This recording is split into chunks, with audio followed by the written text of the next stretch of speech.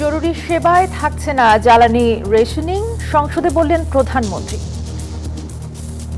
Police সহ emergency বাহিনী যারা আছে, পুলিশ হোক, অ্যাম্বুলেন্স হোক, ফায়ার ব্রিগেড, এই জাতীয় যারা আছে, তাদের উপর থেকে এই যে এমবার্গোটা ছিল এটা সরিয়ে নেওয়া হয়েছে। 10 সদস্যের সর্বদলীয় কমিটি গঠন, এমপিদের শুল্কমুক্ত গাড়ির সুবিধা বাতিল। দেখছিলেন প্রধান শিরোনাম, জানিয়ে দেব অন্যান্য শিরোনামগুলো। যুক্তরাষ্ট্রের শিক্ষার্থী বৃষ্টির মরদেহের খণ্ডাংশ অভিযুক্ত হিশামের বাড়ি থেকে উদ্ধার। মাদারীপুরে শোকের মাতম, সুষ্ঠু তদন্ত ও বিচার চায় ঢাকা। যারা এই নৃশংস ঘটনা ঘটিয়েছে সেটা প্রেম করে যেন তারা বিচারের আওতায় আনা হয়। জনবান্ধব ও সাশ্রয়ী প্রকল্প গ্রহণের নির্দেশ প্রধানমন্ত্রীর। কাল যাচ্ছেন যশোরে, উদ্বোধন করবেন বেশ কয়েকটি উন্নয়ন প্রকল্প।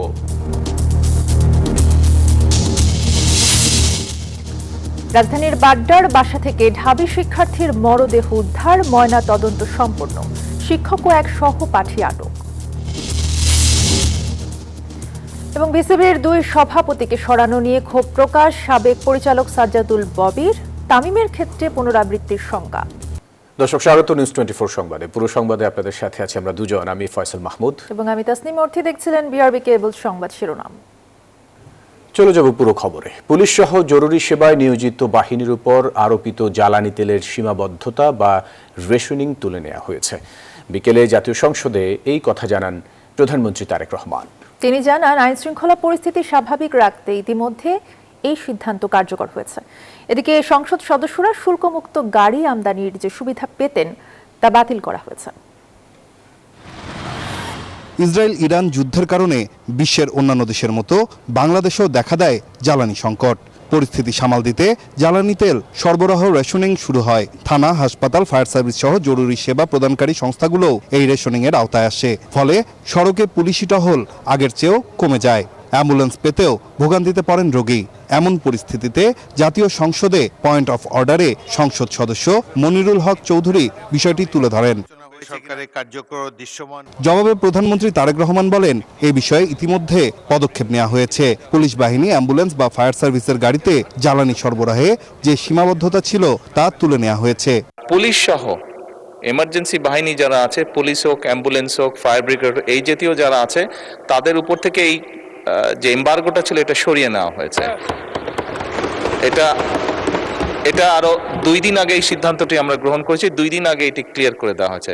কাজে আশা করি ইনশাল্লাহ এই সমস্যা আর হওয়ার কথা না। বিদ্যুৎ পরিস্থিতি মোকাবেলায় করণীয় নির্ধারণে সুপারিশ দিতে সরকারি দল ও বিরোধী দলের সদস্যদের সমন্বয়ে 10 সদস্যের একটি কমিটি গঠনের সিদ্ধান্ত নেওয়া হয়েছিল বৃহস্পতিবার। সেই কমিটি গঠনের প্রস্তাব উত্থাপন করেন চিফ হুইপ নুরুল ইসলাম। সংসদে পাশ হওয়া এই কমিটির মেয়াদ নির্ধারণ করা হয় 30 দিন। কমিটির সদস্যরা হলেন মন্ত্রী ইকবাল হাসান মাহমুদ, প্রতিমন্ত্রী অনিন্দ ইসলাম অমিত, হুইপ এবিএম আশরাফ উদ্দিন, মিয়া নুরুদ্দিন আহমেদ অপু, মইনুল ইসলাম খান এবং বিরোধী দলের সদস্য সাইফুল আলম, নুরুল ইসলাম, আব্দুল বাতেন, আবুল হাসনাত ও মোহাম্মদ আবুল হাসান। যারা এই প্রস্তাবের পক্ষে আছেন তারা হ্যাঁ বলুন, যারা এই প্রস্তাবের বিপক্ষে আছেন তারা না বলুন। আমার মনে হয় হ্যাঁ জয়যুক্ত হয়েছে, হ্যাঁ জয়যুক্ত হয়েছে, হ্যাঁ জয়যুক্ত হয়েছে। অতএব প্রস্তাবটি সংসদে সর্বসম্মতিক্রমে গৃহীত হলো এবং সাম্প্রতিক জ্বালানি নিয়ে উদ্ভূত পরিস্থিতি মোকাবেলার করণীয় সম্পর্কে সংসদে সুপারিশ সহ রিপোর্ট প্রদান করার জন্য কার্যপ্রণালী বিধির 266 বিধি অনুযায়ী বিশেষ কমিটি গঠিত হলো। এই কমিটির মেয়াদ কমিটি গঠনের বিজ্ঞপ্তি প্রকাশের তারিখ হতে 30 দিন। রাষ্ট্রপতির স্বাক্ষরের পর বিলটি আইনে পরিণত হবে। মাননীয় সদস্য জামালপুর 1, আপনার নাইম আলচিকো, নিউজ 24, ঢাকা। রাজধানীর বিভিন্ন ফিলিং স্টেশনে জ্বালানি তেলের সরবরাহ বাড়ায় পরিস্থিতি স্বাভাবিক হচ্ছে। আগের তুলনায় কমেছে যানবাহনের চাপ, জ্বালানি সংগ্রহের সময়ও কম লাগছে। এতে স্বস্তিতে গ্রাহকরা। তবে প্রযুক্তিগত জটিলতায় ফুয়েল পাস অ্যাপে রেজিস্ট্রেশন নিয়ে ভোগান্তিতে পড়ছেন অনেকেই। গেল 1.5 মাস ধরে জ্বালানি তেল কিনতে বিভিন্ন ফিলিং স্টেশনে যানবাহনের দীর্ঘ সারি দেখা গেলেও বর্তমানে পাল্টে গেছে সে চিত্র। ডিপো থেকে বিভিন্ন ফিলিং স্টেশনে জ্বালানি সরবরাহ বাড়ার পর থেকেই গ্রাহকের ভোগান্তি অনেকটাই কমেছে। তেল সংগ্রহের জন্য আর ঘন্টার পর ঘন্টা অপেক্ষা করতে হচ্ছে না। এতে স্বস্তিতে চালকরা। এটা ভালো একটা সিস্টেম করছে, এভাবে করা আরো আগে প্রয়োজন ছিল। মানে কোনো ঝামেলা হচ্ছে না, কারণ আমি 1 সপ্তাহ আগে তেল নিয়েছি, তখন ঝামেলা অনেক পড়ছিলাম। আজকে তো অনেক সিরিয়াল কম আছে দেখতেছি। আমি জাস্ট 10 মিনিট হলো লাইনে দাঁড়িয়েছি, প্রায় তেল পেয়ে গেছে, আর 2-3টা গাড়ি আছে, তো এখন অনেক বেটার। ফুয়েল পাসে 1400 টাকার তেল দিচ্ছি, আর যাদের ফুয়েল পাস নেই তাদেরকে দিচ্ছি না। এমনকি বিভিন্ন ফিলিং স্টেশনে ফুয়েল পাসের মাধ্যমে অকটেন দেওয়ার ফলে আগের চেয়ে বেশি পাচ্ছেন ক্রেতারা। জ্বালানি সরবরাহের শৃঙ্খলা আনতে চালু করা এই অ্যাপে প্রযুক্তিগত জটিলতায় বিপাকে পড়েছেন অনেকেই। গাড়িতে তেল নাই, এখন অ্যাপ ওপেন করবো, এখন অ্যাপ তো ওপেন হইতেছে না, তাহলে আমি কি করবো? তেল তো গাড়ি ঠেলে সে বাসায় নেওয়া লাগবে। মোটামুটি অনেকক্ষণ চেষ্টা করার পর আরেকজনের সহযোগিতার মাধ্যমে অ্যাপটা নিছি। রেজিস্ট্রেশন প্রথমে কয়েকবার সঠিক তথ্য কয়েকবার দেওয়ার পরেও হচ্ছে না, তারপরে আবার হয়েছে। জ্বালানি সরবরাহ ব্যবস্থাকে আরও স্বচ্ছ আধুনিক করতে রাজধানীর আরও 11টি ফিলিং স্টেশনে কিউআর কোড ভিত্তিক ফুয়েল পাস অ্যাপ ব্যবহার বাধ্যতামূলক করেছে সরকার। কার্যকর শুরু হবে আগামী 28 এপ্রিল থেকে। রাশেদ রায়খান, নিউজ 24, ঢাকা। যুক্তরাষ্ট্রে বাংলাদেশি মেধাবী শিক্ষার্থী লিমন ও বৃষ্টি হত্যাকাণ্ডে শোকে স্তব্ধ বাংলাদেশ। এই ঘটনায় উদ্বেগ জানিয়ে এর সুষ্ঠু তদন্ত এবং বিচার চেয়েছে ঢাকা। রোববার পররাষ্ট্র মন্ত্রণালয়ে এই তথ্য জানান পররাষ্ট্র প্রতিমন্ত্রী শামা ওবায়েদ। এদিকে বৃষ্টির মরদেহের খণ্ডাংশ অভিযুক্ত হিশামের বাড়ি থেকে উদ্ধার করা হয়েছে। তদন্তে এর আগেও হিশামের বিরুদ্ধে সহিংস আচরণের অভিযোগ পাওয়া গেছে। স্বপ্নের দেশ যুক্তরাষ্ট্র, যেখানে উচ্চশিক্ষার আশায় পাড়ি জমান হাজারো বাংলাদেশি তরুণ, কিন্তু সেই স্বপ্নই কখনো কখনো পরিণত হয় দুঃস্বপ্নে। ফ্লোরিডায় 2 বাংলাদেশি শিক্ষার্থী জামিল আহমেদ লিমন ও নাহিদা সুলতানা বৃষ্টি হত্যার ঘটনা নাড়িয়ে দিয়েছে প্রবাসী কমিউনিটিকে। শোকে স্তব্ধ বাংলাদেশ। কয়েকদিন নিখোঁজ থাকার পর উদ্ধার করা হয় লিমনের মরদেহ। পরবর্তীতে ডিএনএ পরীক্ষার মাধ্যমে নিশ্চিত হওয়া যায় বৃষ্টিও আর জীবিত নেই। বৃষ্টির মরদেহের খণ্ডাংশ অভিযুক্ত হিশামের বাড়ি থেকে উদ্ধার করা হয়েছে। এই ঘটনায় সন্দেহভাজন হিসেবে গ্রেফতার করা হয়েছে হিশাম আবু গারভিয়েকে, যিনি লিমনের রুমমেট ছিলেন। তার বিরুদ্ধে হত্যার তথ্য গোপন রাখা, প্রমাণ নষ্ট করা এবং তদন্তে এর আগেও হিশামের বিরুদ্ধে সহিংস আচরণের অভিযোগ পাওয়া গেছে। যদিও এখনও পুরো ঘটনার রহস্য উন্মোচিত হয়নি, তবে এই হত্যাকাণ্ডের ঘটনার সুষ্ঠু তদন্ত ও বিচার দাবি করেছে বাংলাদেশ। দাবি করব বাংলাদেশ থেকে এবং মন্ত্রণালয় থেকে যাতে যুক্তরাষ্ট্র এই ইনভেস্টিগেশনটা ভালো মতো করে, দ্রুততার সাথে করে, এবং যারা এই নৃশংস ঘটনা ঘটিয়েছে সেটা বের করে যেন তাদেরকে বিচারের আওতায় আনা হয়। গত 16 এপ্রিল যুক্তরাষ্ট্রের ফ্লোরিডায় জামিল ও বৃষ্টি নিখোঁজ হন। এই ঘটনার 10 দিন পর 24 এপ্রিল লিমনের মরদেহ উদ্ধার করা হয়। এর একদিন পর বৃষ্টির ভাই সামাজিক যোগাযোগ মাধ্যমে তার বোনের মৃত্যুর বিষয়টি নিশ্চিত করেন। আসমাতুলি, নিউজ 24। মাদারীপুরের মেধাবী শিক্ষার্থী নাহিদা সুলতানা বৃষ্টি যুক্তরাষ্ট্রে হত্যার শিকার হয়েছেন। তার মৃত্যুর খবরে গ্রামের বাড়িতে নেমে এসেছে শোকের ছায়া।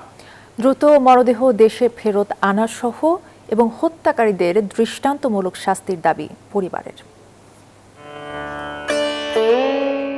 স্বপ্ন ছিল মেয়ে পিএইচডি ধারী হবে। মেয়ের ভবিষ্যৎ নিয়ে বহু স্বপ্নের জাল বুনেছিলেন বাবা মা, তবে নিমিষেই সব স্বপ্ন ধূলিসাৎ। উচ্চশিক্ষা নিতে যুক্তরাষ্ট্রে যাওয়া মাদারীপুরের মেধাবী শিক্ষার্থী নাহিদা সুলতানা বৃষ্টির নিহতের খবরে তার গ্রামের বাড়িতে বইছে শোকের মাতম। তার এই অস্বাভাবিক মৃত্যু কোনোভাবেই মেনে নিতে পারছেন না স্বজন ও এলাকাবাসী। দ্রুত মরদেহ ফেরত সহ হত্যাকারীদের দৃষ্টান্তমূলক শাস্তির দাবি তাদের। একটা ভালো স্টুডেন্ট, এখন তাকে যে এইভাবে নির্মমভাবে হত্যা করা হয়েছে, আমরা এটার বিচার চাই সুষ্ঠুভাবে। আমরা চাই এটা সুষ্ঠু বিচার যেন হয়। পড়ালেখা করে বিদেশে যদি এরকম যদি মারা যায়, তাহলে কিভাবে একটা মেয়ে মানে এইভাবে থাকে, এটাই আমরা করতে চাই আপনাদের কাছে। মানে তারে কিডন্যাপ করা হয়েছে, 7 দিন পর্যন্ত কিডন্যাপ করার পর তার মরদেহ মানে উদ্ধার হয়েছে। ঘটনাটি আন্তর্জাতিক হওয়ায় দূতাবাসের মাধ্যমে প্রয়োজনীয় পদক্ষেপ নেওয়া হবে বলে জানায় প্রশাসন। হ্যাঁ, বিষয়টা আসলে অনেক দুঃখজনক, আমরাও জানতে পেরেছি। তো আমরা তার পরিবারের সাথে যোগাযোগ করে একটা প্রসিডিউর ম্যাটার আছে, একটা আবেদন লাগবে, আমরা এটা প্রবাসী কল্যাণ মন্ত্রণালয়ে পাঠানোর ব্যবস্থা করছি, যাতে তার লাশটা আমাদের মাদারীপুরে আনার ব্যবস্থা করে। এর আগে গত 16 এপ্রিলের পর থেকেই নিখোঁজ ছিলেন বৃষ্টি। নিহত বৃষ্টি মাদারীপুর সদরের খোয়াজপুরের চরগোবিন্দপুর এলাকার বাসিন্দা। তিনি যুক্তরাষ্ট্রের ইউনিভার্সিটি অফ সাউথ ফ্লোরিডায় কেমিক্যাল ইঞ্জিনিয়ারিং বিভাগে পিএইচডি করছিলেন। Desk report, news 24। দেশের বিভিন্ন জেলায় বজ্রপাতে অন্তত 12 জনের মৃত্যুর খবর পাওয়া গেছে। সবচেয়ে বেশি ক্ষয়ক্ষতি হয়েছে গাইবান্ধা জেলায়, যেখানে বজ্রপাতে 5 জনের প্রাণহানি হয়। জেলার সুন্দরগঞ্জ, সাঘাটা এবং ফুলছড়ি উপজেলায় এসব ঘটনা ঘটে। স্থানীয়রা জানায়, সকাল থেকেই জেলায় বৃষ্টি ও বজ্রপাত হচ্ছিল। এই সময় বাড়ির পাশে গরুর গোয়াল ঘরের সামনে বজ্রপাত হলে রাফি, মিজান ও ফুয়াদ গুরুতর আহত হয়। স্থানীয়রা তাদের উদ্ধার করে গাইবান্ধা জেনারেল হাসপাতালে নিলে চিকিৎসক তাদেরকে মৃত ঘোষণা করেন। এছাড়াও সিরাজগঞ্জে 2 জন, জামালপুরে 2 জন এবং বগুড়া, পঞ্চগড় ও নাটোরে 1 জন করে মোট 12 জনের মৃত্যু হয়েছে।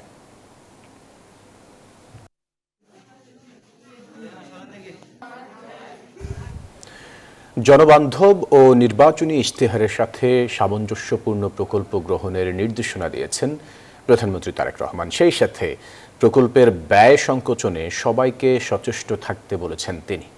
রোববার সরকারের দ্বিতীয় একনেক বৈঠকে এসব নির্দেশনা দেন প্রধানমন্ত্রী।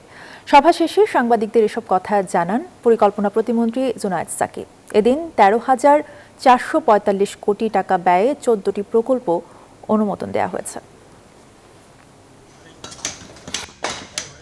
ভঙ্গুর অর্থনীতি, উত্তরাধিকার সূত্রে পাওয়া বিশাল ঋণের বোঝা, তার উপর মধ্যপ্রাচ্যের যুদ্ধ, সব মিলিয়ে কঠিন সময়ের মধ্য দিয়ে যাচ্ছে দেশ। এমন বাস্তবতায় নতুন প্রকল্প গ্রহণে সতর্ক সরকার। রোববার সচিবালয়ে দ্বিতীয় একনেক সভায় তেমনই বার্তা দিয়েছেন প্রধানমন্ত্রী তারেক রহমান। এদিন 17টি প্রকল্পের মধ্যে 14টি অনুমোদন দেওয়া হয়েছে। 3টি প্রকল্প আরও যাচাই বাছাইয়ের জন্য ফেরত পাঠানো হয়। সভা শেষে সাংবাদিকদের ব্রিফিংয়ে অর্থ ও পরিকল্পনা প্রতিমন্ত্রী জানান, সরকারের নির্বাচনী ইশতেহার ও জনগণের চাহিদাকে সর্বোচ্চ অগ্রাধিকার দিয়ে টেকসই প্রকল্প গ্রহণের নির্দেশনা দিয়েছেন প্রধানমন্ত্রী। বর্তমান সরকার তার যে প্রতিশ্রুত তার যে নির্বাচনী ইশতেহার, তাদের পরিকল্পনা, 31 দফা কর্মসূচি, সবগুলোর সাথে সামঞ্জস্যপূর্ণ কতটা, এই সবগুলো দিক পরীক্ষা নিরীক্ষা করার জন্য নির্দেশনাটা আগেই এসছে এবং এই প্রক্রিয়াটা চলমান আছে। প্রতিমন্ত্রী জানান, প্রকল্পে অহেতুক ব্যয় না করার নির্দেশ দিয়েছেন তারেক রহমান। সেই সাথে প্রকল্প বাস্তবায়নে দীর্ঘসূত্রিতা ও অহেতুক ব্যয় রোধে তদন্তের নির্দেশ দিয়েছেন তিনি। মাননীয় প্রধানমন্ত্রীর নির্দেশটা খুব স্পষ্ট, সেটা হচ্ছে আমাদের সাশ্রয়ী হতে হবে ব্যয়ের দিক থেকে, এটা 1 নম্বর। 2 নম্বর হচ্ছে যে ব্যয়গুলো কোন কোন খাতে হচ্ছে সেগুলো যৌক্তিকতা নির্ধারণ করতে হবে। অনুমোদিত 14টি প্রকল্পে মোট ব্যয় ধরা হয়েছে 13,445 কোটি টাকা। এর মধ্যে সরকারি অর্থায়ন 8,089 কোটি টাকা, বৈদেশিক ঋণ থেকে আসবে 5,340 কোটি টাকা। আবি আব্দুল্লাহ, নিউজ 24, ঢাকা। সোমবারে যশোর যাচ্ছেন প্রধানমন্ত্রী তারেক রহমান। প্রধানমন্ত্রী নির্বাচিত হওয়ার পর যশোরে এটি তার প্রথম সফর। এই উপলক্ষে যশোর বেনাপোল মহাসড়ক থেকে উলাশী খালপাড় পর্যন্ত এলাকায় বিরাজ করছে সাজ সাজ রব। প্রতিনিধিদের পাঠানো তথ্য ছবিতে ডেস্ক রিপোর্ট। প্রধানমন্ত্রী হবার পর যশোরে এটি তারেক রহমানের প্রথম সফর।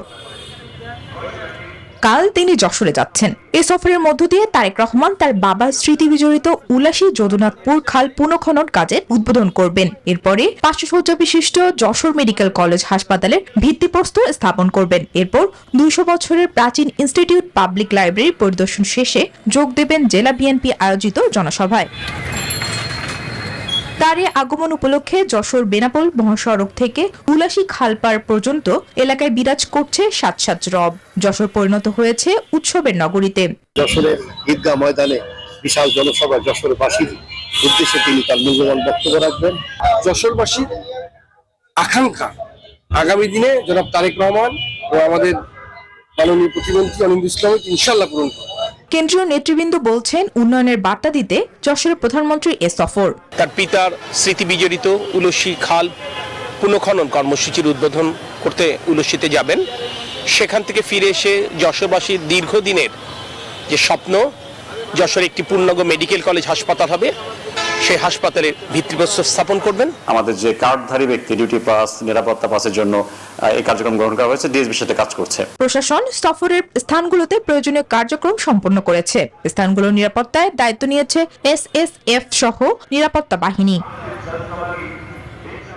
যশোর সফরের আগে বেনাপোলে খাল খনন সহ বিভিন্ন কর্মসূচিতে অংশ নেওয়ার কথা রয়েছে প্রধানমন্ত্রীর।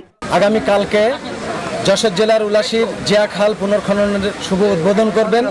তার জন্য উলাশী তথা শার্শাবাসী গর্বিত এবং আনন্দিত। তার আশাকে কেন্দ্র করে আমরা সবাই অনেক গর্বিত, কারণ আমাদের এই গ্রামে তিনি যদি আসেন আমরা নিজেরাই ধন্য মনে করব। প্রধানমন্ত্রীর আগমনে অপেক্ষায় রয়েছে যশোর ও বেনাপোলবাসী। Text report, news 24। ঢাকা বিশ্ববিদ্যালয়ের শিক্ষার্থী মুনিরা মাহজাবিন মিমোর ময়না তদন্ত শেষে মরদেহ স্বজনদের কাছে হস্তান্তর করা হয়েছে। এ ঘটনায় 2 জনকে আটক করেছে পুলিশ। এর আগে সকালে বাড্ডায় শিক্ষার্থী মিমোর বাসা থেকে তার মরদেহ উদ্ধার করে ঢাকা মেডিকেল কলেজ হাসপাতালের মর্গে পাঠায় পুলিশ। Munira Mahjabin Mimo theatre and performance studies বিভাগে স্নাতকোত্তর শিক্ষার্থী ছিলেন। তার বাসা থেকে একটি চিরকুট এবং মোবাইল ফোন থেকে কিছু কথোপকথন পাওয়া গেছে, যেখানে বিভাগের শিক্ষক, সহযোগী অধ্যাপক সুদীপ চক্রবর্তী ও এক সহপাঠীর নাম এসেছে। ঘটনার কারণ উদ্ঘাটনে তদন্ত চলছে বলে জানিয়েছে পুলিশ।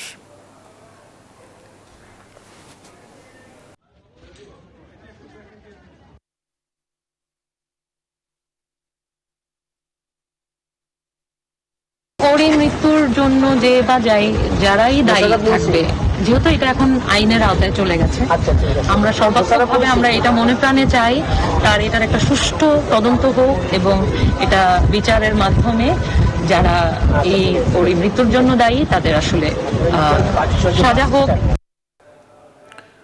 দর্শকের বিষয়ে আরও খবর জানাতে ঢাকা মেডিকেলের মর্গ থেকে যুক্ত হচ্ছেন সহকর্মী রাশিদুল ইসলাম। রাশেদ, ঢাবি শিক্ষার্থীর পোস্টমর্টেম তো শেষ হয়েছে, মেডিকেল ও পুলিশের পক্ষ থেকে কোনো বক্তব্য পেয়েছেন কিনা? ফয়সাল, আজকে বিকালের ঢাবি শিক্ষার্থী মুনিরা মেহজাবিন মিমোর যে আত্মহত্যার ঘটনা ঘটেছে, তারপরেই কিন্তু বাড্ডা থানার পুলিশ কিন্তু তাদেরকে উদ্ধার করে নিয়ে হাসপাতালের মর্গে স্থানান্তর করে। তারপরে পরবর্তীতে তারা মেডিকেল মর্গ থেকে তাদের ময়নাতদন্ত শেষ করে লাশ কিন্তু পরিবার পরিজনের কাছে হস্তান্তর করেছে।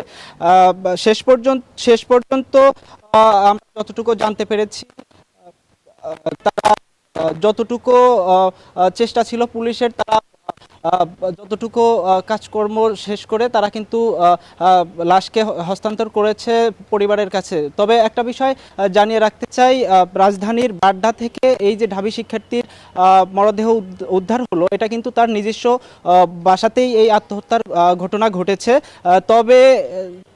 তবে কিন্তু এখানে একটা ধোঁয়াশা থেকে গেছে, যে সেখানে যে একটা চিরকুট লিখে গেছে নিহত মরদেহর যে ব্যাপারটা, সেটা কিন্তু একটা ধোঁয়াশা তৈরি করেছে, কারণ এখানে একজন শিক্ষকের নাম এবং একজন সহপাঠীর নাম মেনশন করে দেওয়া ছিল। তার পরবর্তীতে পুলিশ বাড্ডা থানা তাদের 2 জনকে প্রাথমিকভাবে যে আলামত পেয়েছিল তার ভিত্তিতে আটক করেছে। পরবর্তীতে এখন জিজ্ঞাসাবাদ চলছে। তো সব মিলিয়ে থেকে এটাই ছিল সর্বশেষ তথ্য। ধন্যবাদ। প্রশাসনের হেফাজতে আছেন হোয়াইট হাউস সংবাদদাতাদের নৈশভোজে হামলা চালানো বন্দুকধারী। অস্ত্র বহন ও আইন শৃঙ্খলা বাহিনীর উপর হামলা চালানোর অভিযোগে সোমবার তাকে আদালতে তোলা হবে। মার্কিন যুক্তরাষ্ট্রে হিংস্র আততায়ীদের ঠাঁই নেই জানিয়ে দ্রুত বিচার নিশ্চিতের প্রতিশ্রুতি দিয়েছেন মার্কিন প্রেসিডেন্ট ডোনাল্ড ট্রাম্প। আগ্নেয়াস্ত্র হাতে হোটেলের চেক পয়েন্টের দিকে ক্ষিপ্র গতিতে ছুটে যায় যুবক, চলে গুলি আর পাল্টা গুলি। শেষে পাকড়াও হন 31 বছর বয়সী বন্দুকধারী কোল টমাস অ্যালেন। স্থানীয় সময় শনিবার হোয়াইট হাউস সংবাদদাতাদের নিয়ে আয়োজিত নৈশভোজে অংশ নেন মার্কিন প্রেসিডেন্ট ডোনাল্ড ট্রাম্প। এতে হামলার চেষ্টা হয়। হামলাকারী যুক্তরাষ্ট্রেরই ক্যালিফোর্নিয়ার লস অ্যাঞ্জেলেসের উপশহরের টেরেন্সের বাসিন্দা। আটকের পর তার বিরুদ্ধে আগ্নেয়াস্ত্র ব্যবহার ও সিক্রেট এজেন্ট কর্মকর্তার উপর হামলার অভিযোগ আনা হয়। ঘটনার পরই হোয়াইট হাউসে সংবাদ সম্মেলন করেন প্রেসিডেন্ট ট্রাম্প। বলেন, বিশ্বের সব রাষ্ট্রপ্রধানদের হরহামেশাই এমন আক্রমণের শিকার হতে হয়। বন্দুকধারী নিরাপত্তা বাহিনীর হেফাজতে আছে, সে একটা উন্মাদ। তার সঙ্গে ইরানের সংশ্লিষ্টতা নেই। যুক্তরাষ্ট্রে এমন আততায়ীর স্থান নেই। 1981 সালে হোটেল হিলটনে তৎকালীন প্রেসিডেন্ট রোনাল্ড রিগানকে গুলি করা হয়, যদিও তিনি প্রাণে বেঁচে যান। ইতিহাসের এই পুনরাবৃত্তিতে আতঙ্কে সাধারণেরা। পরপর 3টি গুলির শব্দ শুনেছে। কি ঘটছে বোঝার আগেই দৌড়ে পালানোর চেষ্টা করেছে। এক মুহূর্তে পরিস্থিতি উত্তপ্ত হয়ে ওঠে। কেউ টেবিলের নিচে, কেউ এদিক সেদিকে পালানোর চেষ্টা করছে। এই পরিস্থিতি দীর্ঘমেয়াদী ছাপ ফেলবে। আইন শৃঙ্খলা বাহিনীর কর্মকর্তারা জানিয়েছেন, সন্দেহভাজন ব্যক্তির কাছে একটি শটগান, একটি হ্যান্ডগান ও একাধিক ছুরি পাওয়া গেছে। গুলি বিনিময়ের সময় এক সিক্রেট সার্ভিস সদস্য আহত হন। এছাড়া এফবিআই জানিয়েছে, জনসাধারণের জন্য কোনো তাৎক্ষণিক হুমকি নেই, তদন্ত অব্যাহত রয়েছে। নীরব দাস, নিউজ 24।